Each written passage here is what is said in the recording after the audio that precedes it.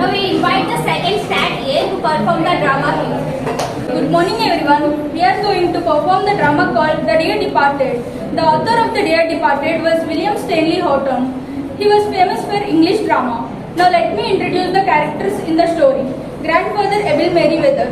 He is the head of the family. The first daughter Amelia Slater. Her husband Henry Slater. And the daughter Victoria. The grandfather second daughter is Elizabeth Jordan. And her husband Beth Jordan. The first scene starts with when the curtain rises, Mrs. Slater is seen laying the table. She is vigorous, plump, red-faced, vulgar woman, prepared to do any amount of straight talking to get her own way. She goes to the window, opens it, and calls into the street. Victoria, Victoria, do you hear me? Come in, will you? Victoria, a precocious girl dressed in colors, comes in. I amazed you, Victoria. First change your dress now, before your aunt Elizabeth and Ben come. It would never do for them to find in colors after father dead. What are they coming from? They are not being from ages. They are coming to your grandpa's office. Your father sent them a telegram as soon as we can find he was dead. Henry Slater, a stooping heavy man with a drooping moustache, enters. I am wondering if they will come at all. When you and Elizabeth are parents, she said she doesn't never set a foot in her house again. What you want in your pay? I suppose it's in the family. Where are my slippers? What you want in your pay?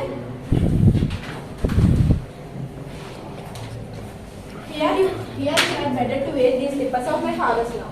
They will be very small to me, my Maybe dear. won't they? Henry, I'm thinking about that bureau of my father's. I always wanted to have it. I won't care. It would have. Why are you looking so rough? Why not? It doesn't seem delicate somehow. Henry, we can put the whole chest of drawers in the place of bureau. While we are changing, they come. Before they come, we'll change it. Mrs. Slater goes out to fasten the front door. Henry takes his coat off. Mrs. Slater reappears. Victoria appears, dressed according to her mother's instructions. Father, why you remove your coat? Mother and I are going to bring your grandfather's bureau down here. Are you trying to steal it? Oh no, my child. Your grandpa gave it to your mother before he died. This morning? Yes. Oh, he was done this morning. Mrs. Slater appears, carrying a handsome clock under her arm. Our clock worth nothing, and this clock impresses me. She puts it on the mantelpiece. That is grandpa's clock. Yes. Henry and Mrs. Slater, very hot and flushed, stagger in with a pretty old-fashioned bureau containing a locker desk. They put it where the chest of drawers was and straighten the ornaments. There is a knock at the door. The knocking is repeated. Mother, can you open the door? Wait a minute, Victoria. Now you can open the door. Victoria ushers in Ben and Mrs. Jordan. The latter is a complacent woman with an irritating air of being always right.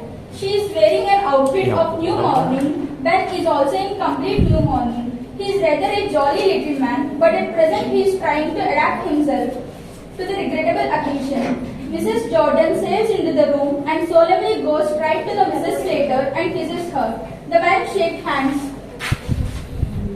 Well, Amelia, and so he is gone at last. Yes, he's gone. He was a 72 a fortnight last Sunday.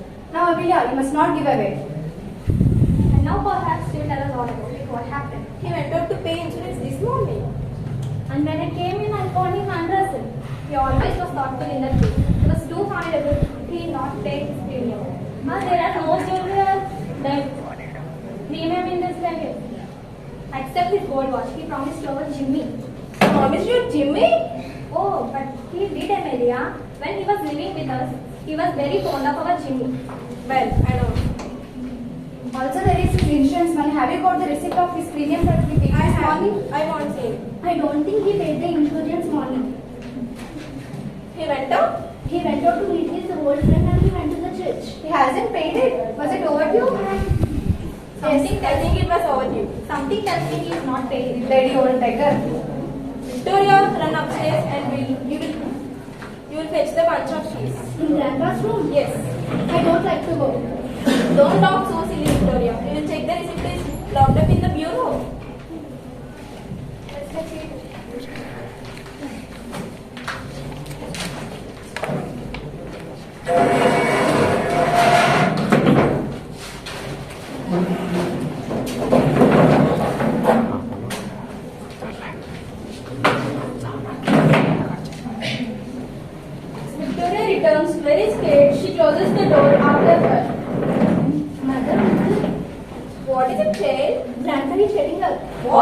Grandpa is getting a... What do you say? Grandpa is getting They are transfixed with amazement. Victoria clings to Mrs. Slater.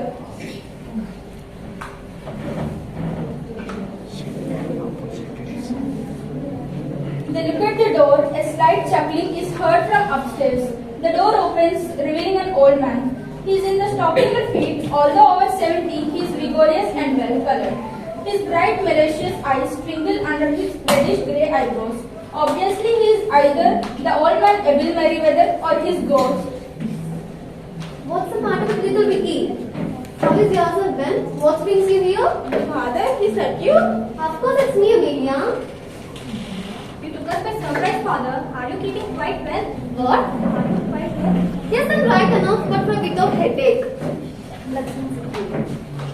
What the dickens did I do with my new slippers? Aren't they a helper, Father? Well, I don't see them. Why have you got about Henry? I give it to Henry to stretch them. I don't call it too delicate. Stepping into a dead man's shoes in such a haste. Victoria runs across to Abel and sits on the floor at his feet. I'm so glad that you are not dead, grandmother. Quite, Victoria. What's that? Who's gone dead? Victoria says sorry about your headache. Oh, thank you, Vicky. But I'm feeling better now. Why when you're in mourning? And you too, Elsie. And Victoria and Henry. Is someone dead? Who's not dead? A relation of Ben's. What relation of Ben's? His brother. What was his name, Ben? Isaac. Isaac. Where did your brother Isaac die? Australia. Well, I suppose you have all been waiting for me. I'm feeling hungry. Let's begin tea. I will make it.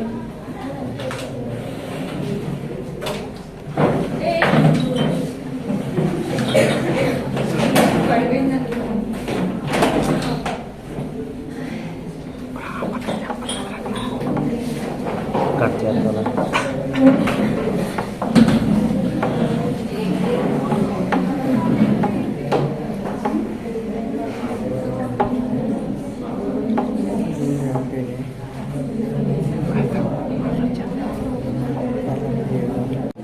What the devil you mean is putting my mirror on my bedroom? Phone ही लेकर तो video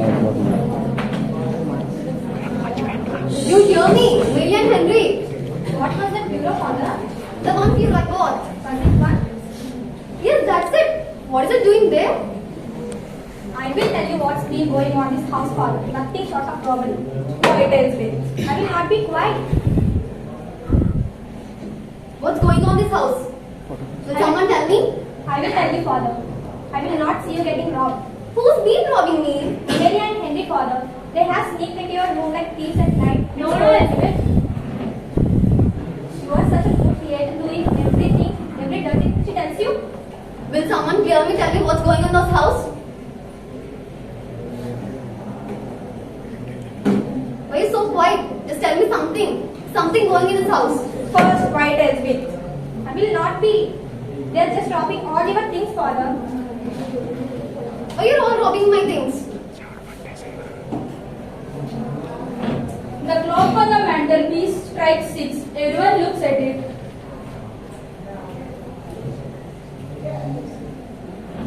Why are you so silent? Will someone tell me what's going on in this house? You know, Father, it's been quite time you came to live with us again. We would seem more comfortable than them. I really don't understand what is going on in this house. Father. Oh, you're so... What's wrong with you?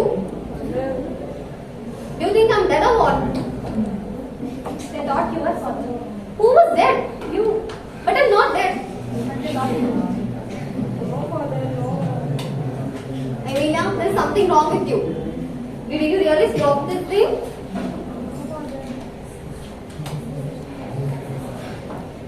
You both don't have the right to feel proud the way you have treated me. I'm sorry, Father. If I done anything wrong, I'm sorry.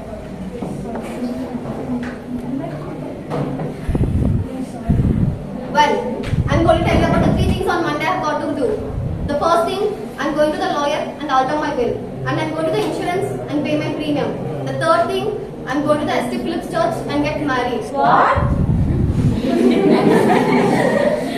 Yes, I told, and said, and I'm going to get married. Who?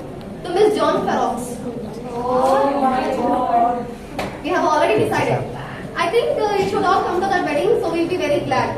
12 o'clock night and St. Philip's Church.